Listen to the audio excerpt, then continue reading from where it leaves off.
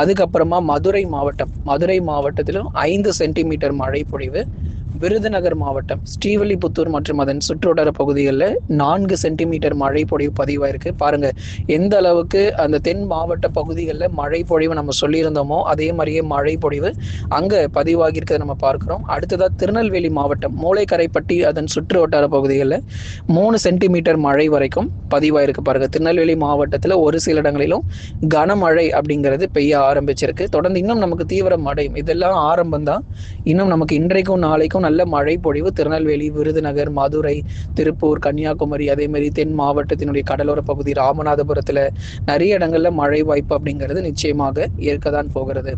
தேனி மற்றும் தென்காசியில் 3 சென்டிமீட்டர் மழை பொழிவு அப்படிங்கிறது பதிவாயிருக்கு. தேனி மற்றும் தென்காசியில் எத்தனை சென்டிமீட்டர் மழை பதிவாயிருக்கு அப்படிங்கிறத பார்க்கலாம். 3 சென்டிமீட்டர் மழை பொழிவு தேனி மற்றும் தென்காசியில் மழை பொழிவானது